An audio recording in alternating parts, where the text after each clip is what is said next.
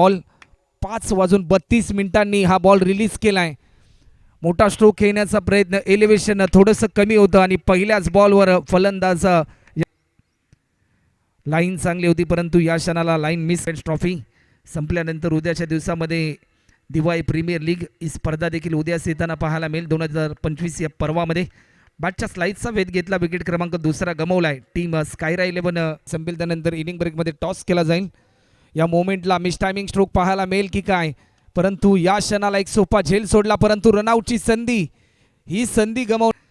Over the wicket ओमकारचा हा पहिला बॉल लॉफ्ट केलाय. Perfect middle of the bat, wideish long ऑनला डीप मध्ये फिल्डर तैनात. टिपला हा झेल, पुन्हा एकदा आक्रमण केले, निशांतील सज्ज होते. ओव्हर द विकेट समोरच्या दिशेने लॉफ्ट करण्याचा प्रयत्न झाला, चेंडू चाललाय काव कॉर्नरच्या दिशेने, डीप मध्ये फिल्डर होता, थोडासा फंबल झाला परंतु सेकंड अटेम्प्टला चांगला प्रयत्न.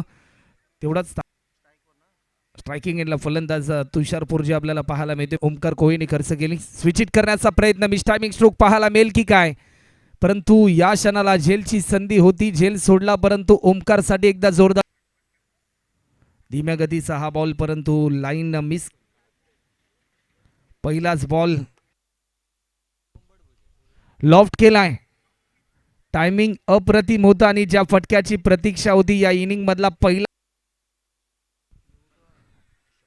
आतापर्यंत सलग 7 चेंडू निर्धाव स्वरूप स्कायरा 11 जय गणेश्वर दानसर संघ आपण फिल्डिंग त्वरित लावून घ्या.